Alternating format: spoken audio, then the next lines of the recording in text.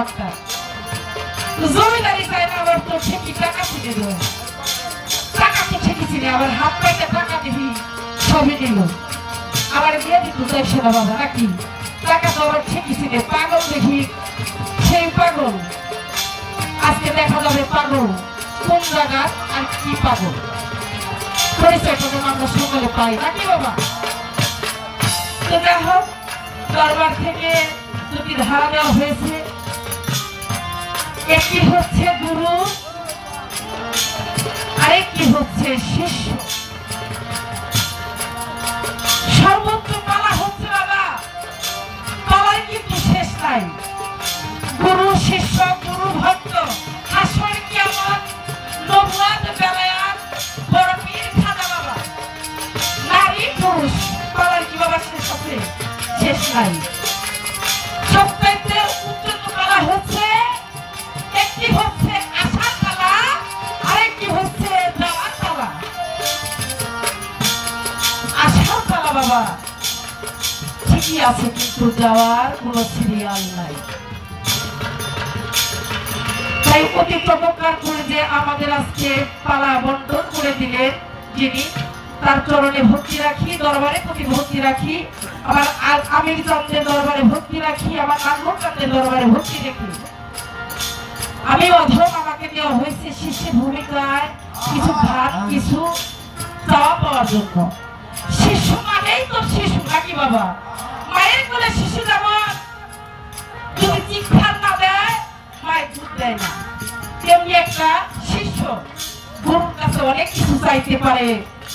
জানতে পারে গুরু যেন আজকে কৃপণতা না করে আমি যদি একটু চাই একটা চাই দয়াল যেন 10টা দেয় নাকি বাবা তো আমার সর্বপ্রথম আমার যে কাজটি দয়ালের চরণে আমার আখিল নিবেদন ভক্তি ছোট্ট করে আমার দয়ালের যে কাজটি আমার শিষ্যের ভূমিকা থেকে সেই কাজটি সেরে নেই তারপর আমার যে কাজ আমি সেখানে চলে যাব ধন্যবাদ সকলকে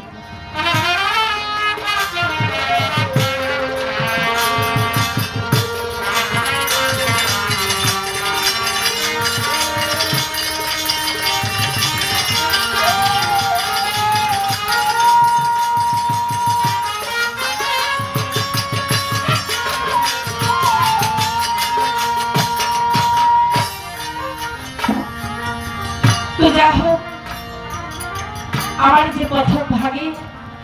প্রথম স্টেজ গুরুর কাছে আজকে অনেক কিছু জানার থাকবে বোঝার থাকবে আপনাদের মতো সাধু গুরু বৈষ্ণবের মুখের বাণী মুখের কথা ভাত খাও চাই না গুরু ধরা যাই না জানিয়া শুনিয়া বুঝিয়া গুরু যেন আমরা ধরি কিন্তু গুরু যে ধরবো যে সর্বপ্রথম আমি যে গুরু ধর্ম আমি তো শুনেছি বুঝেছি যতটুকু আপনাদের মুখে শুনেছি সাধু গুরু বৈষ্ণবের মুখে আমি পূর্বকাল থেকে আমি জন্মের আগেই নাকি বায়াত হয়ে আসছি আবার কেন বায়াত হতে হবে কোথায় গেলে কোন দরজায় পৌঁছালে আমার সে গুরু দরজায় পৌঁছানো যাবে শিষ্যের থেকে ভক্তে পরিণত হবে আজকে দয়ালের কাছে জানার বিষয় থাকবে ছোট্ট করে আমি একটি আমার লালন সাইদি দরবেশ সে দয়ালের একটি গান আমি রাখার জন্য চেষ্টা করবো সকলে সুন্দরভাবে একটু ওনার সাথে না থাকলেও আমার জন্য একটু দোয়া রাখে আপনারা একটা আমার সাথে থাকি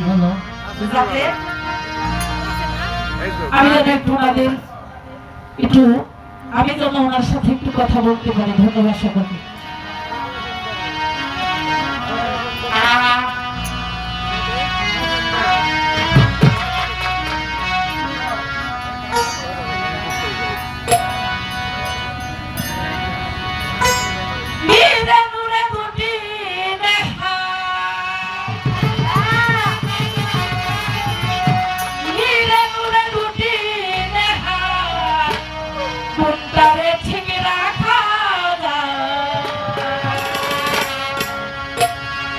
একদিকে দিলে নজর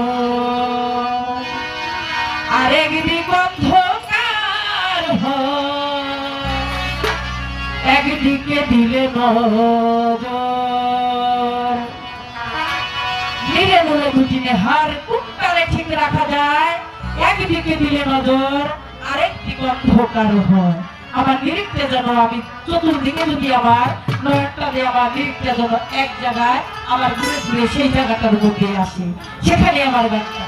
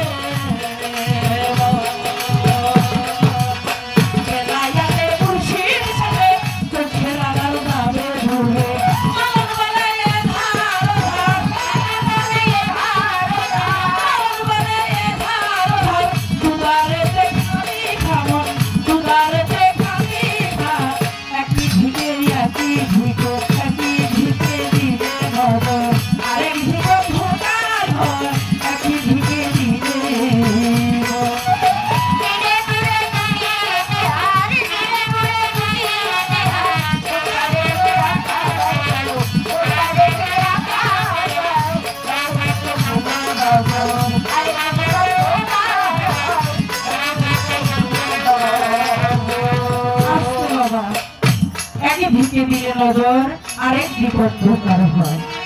দিনে নুরে দুটি নেহার কোনটারে ঠিক রাখা যায়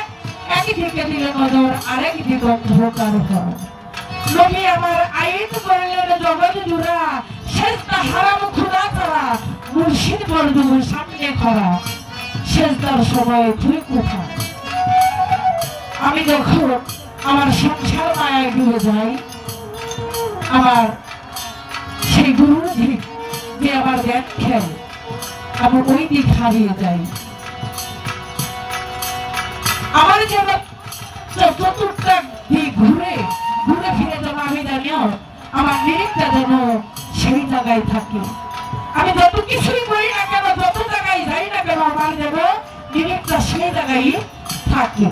আমার দয়ালের কাছে জানার বিষয় সবই মিলে পৃথক হয়ে পরযুগের এক দল ধরে এনে কারে শেষ তার সময় তুই কোথায় বেলায়াতে মনীষী সেজে চোখের আধার যাবে ধরে লালন বলে এ ধারণা দুটার এতে খাপি খা। আমার দয়ালের কাছে গানের মধ্যে অনেক কিছু আছে, শেষ তার বিষয় আছে, হয়তো আমি একটু কথা কম বলবো যেহেতু প্রথম আসর। গানের মধ্যে কিছু কথা আছে সুন্দর করে আমি আশা করি মীমাংসা করে দিবেন। তারপরে মুখভাবে আমার একটি জানার বিষয় থাকে, একটি কথা দয়ালের কাছে। দয়াল, আমি যদি সেই জন্মচরকায় আমি দুনিয়াতে আসার আগে ৭২,০০০ ভ্রমণ করার আগে যে আমি জন্মের আগে আমি এখানে বায়াত হয়ে এসেছি, আবার কেন এই দুনিয়াতে এসে আবার বায়াত হতে হবে, এটা কারণটা কি? আসলে একটা বিষয় সুন্দর করে একটু আপনি মীমাংসা দিবেন, বুঝাইবেন। তারপরে আরেকটি কথা আছে আবার, এই যে আমরা সকলে এই জগতের মাঝে রঙে বনে জঙ্গলে মসজিদ ঘরে গির্জা ঘরে যেখানে যে যা সকল জায়গায় আলা কুল্লি শাইন কাদির আলা কুল্লি শাইন মহিন, আল্লাহ সর্ব জায়গায় বিরাজমান। আল্লাহ যদি রঙে বনে জঙ্গলে সর্ব জায়গায় বিরাজমান থাকে তো অবশ্যই আমি যে যেখানে থাকি আল্লাহ সেখানে থাকে। আর একটু জানার বিষয়, আল্লাহটা এই সর্ব জায়গায় যদি থাকে, এই বিশাল আল্লাহ, এই বিশাল আকারের যে আল্লাহ, শুনেছি এই মানব ভাণ্ডে যাহা আছে, মানব ভাণ্ডে ভ্রমণ করে তাহা আছে এই মানব ভাণ্ডে যদি থাইকা থাকে। আমার দেহের মধ্যে তো সে একটি ঘরও আছে, কাবা ঘর আছে, যে আমার যে বুকের এই ডাইনি স্তনে বাম স্তনে 4 লাখ নিচে বা 2.5 নিচে আবার আল্লাহর একটি ঘর আছে, এতটুকু একটি মাংসের টুকরা, অনেকে বলে হৃৎপিণ্ড, অনেকে বলে হাড়, অনেকে বলে কাল্প, আরবিতে যে কাল্প বলে, এই কাল্পের মধ্যে এই ঘরটার মধ্যে আবার এত বড় আল্লাহ কিভাবে ঢুকে, কোন দরজাতে ঢুকে এবং কোন দরজাতে সে বের হয়, এত বড় আল্লাহ কিভাবে এই দরজাতে সেই মানব ঘরে যায় আর কিভাবে সে বের হয়, জানার বিষয় আছে না? সুন্দর করে একটু বুঝাইবেন। প্রথম আসর আমার এই পর্যন্ত থাকবে। হ্যাঁ,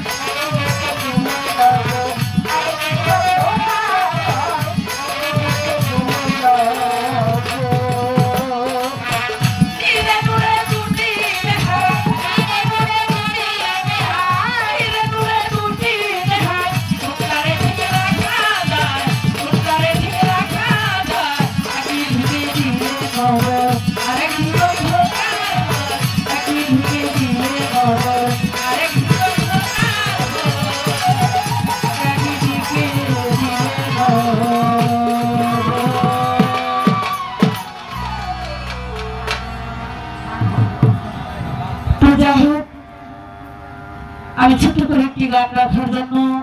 আমার গুরুজির কাছে জানার জন্য, বোঝার জন্য একটু চেষ্টা করলাম। আমার সামনে আমার অনেক মা বোনেরা আছে, প্রত্যেকের কদমে আমি ভক্তি রাখি। পিছনে অনেক ময়মুরব্বী আছে, বেদবি নেবেন না, সকলের চরণে ভক্তি রাখি। তো আমি আমার জায়গায় দাঁড়িয়ে ছোট করে একটি প্রার্থনামূলক গান থাকবে, তারপরে দেখা যাবে দয়াল পথে হাঁটে, আমি দয়ালের পিছন পিছনে হাঁটার জন্য চেষ্টা করব। ধন্যবাদ সকলকে।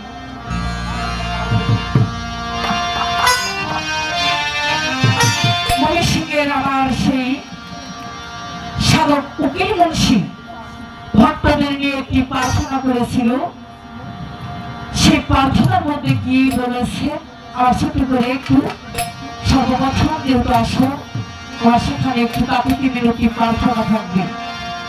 ধন্যবাদ সকলকে।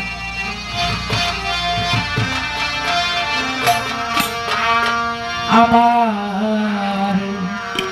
ঘরের মালিক রে,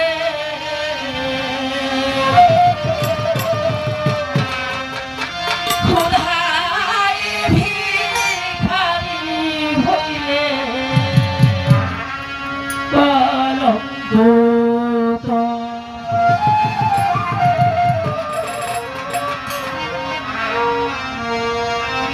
ভিখারি দুয়ারে খানা ভিক্ষা দিয়া বিদায় বহরে, ভিক্ষা দিয়া বিদায় তো কান্দু কান্দু হরে, খুদাই তো ভক্ত কলঙ্ক তো আমি জানতে খুদাই তোরা সে মরে